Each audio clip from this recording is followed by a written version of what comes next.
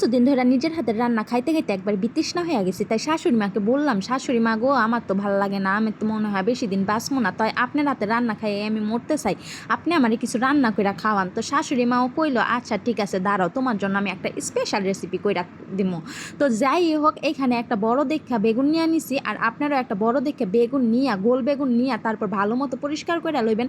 পরিষ্কার করে এমনভাবে বেগুনটারে কাটবেন জানি দুই পাশ না কাটে, লম্বা লম্বা করে এইভাবে কাইটা নেবেন। তারপরে এই ফাঁকের মধ্যে দিয়া দিবেন হলো রসুনের আস্ত কোয়া একবারে ঢুকাইয়া দিবেন। তারপর দিয়া দিছি কাঁচামরিচ, আপনাদের পছন্দ মতো এখানে কাঁচামরিচ দিয়া দিবেন, যে যতটুকু পরিমাণ ঝাল খাইতে পছন্দ করেন ততটুকু পরিমাণ ঝাল দিয়া দিবেন এখানে কাঁচামরিচ।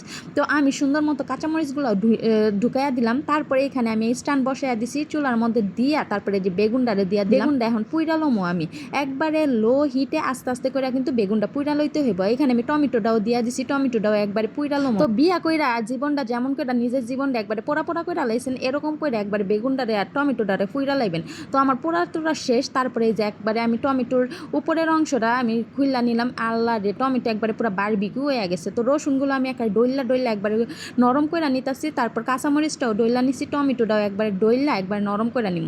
তো সব কিছু ভালো মতো নরম করে নিয়ে তারপরে যে বেগুনটার আমি উপরের অংশটা একবারে ফালাইয়া দিব, ফালাইয়া দিয়া তারপর বেগুনটাও ডলাডলি করে লমো।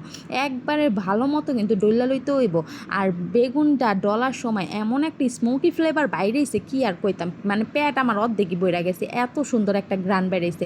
বাসে একবার হইলো এটা ট্রাই করে দেখতে পারেন আপনারা। তো যাই হোক, এখানে বেগুনটাও আমি সুন্দর মতো একবারে উপরের অংশটা ফালাইয়া দিতেছি, ফালাইয়া দিয়ে একবারে কষলায় তারপরে একবারে ডইলালেও, মানে একবারে যার উপরে যত জাল আছে আমি সব এই বেগুনটার উপরে একবারে উঠে লাইতাছি, বুঝছেন নি।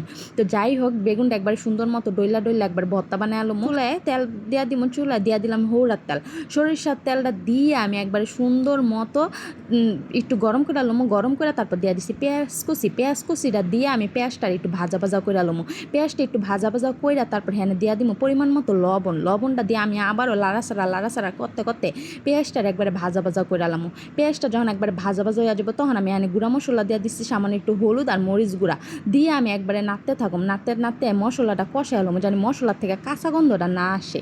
তো ভালো মতো একবারে কষায় নিয়ে তারপরে যে বেগুন ভর্তাটা যেটা করছিলাম সেইটা আমি একবারে দিয়া দিলাম। বেগুনটা দিয়ে একবারে নাড়াচাড়া করতে থাকবেন, নাড়াচাড়া কইরা তারপরে একবারে বেগুনটারে আরও ভর্তা বানিয়ে দিবেন, একবারে ভর্তা। যখন একবারে তেলটা উপরে বাইসে উঠবো, তখন একবারে দিয়া দিব ধনিয়া পাতা কুচি, কতগুলো ধনিয়া পাতা কুচিটা দেওয়ার পরে আল্লাহরে এমন সুন্দর একটা গ্রান বাইরেছে, কি আর কইতাম, একবারে গ্রানে আমার পুরা বাড়ি মৌমো করতেছে। তো যাই হোক, ধনিয়া পাতাটা দিয়ে নাড়াচাড়া করতে থাকবেন, নাড়াচাড়া করে একবারে মিশিয়ে নিয়ে তারপরে এই দেখেন কি সুন্দর একটা জিনিস হয়ে গেছে। তো এই জিনিস হইলে ভাত আবার না খাইয়া কেউ পারে কোন।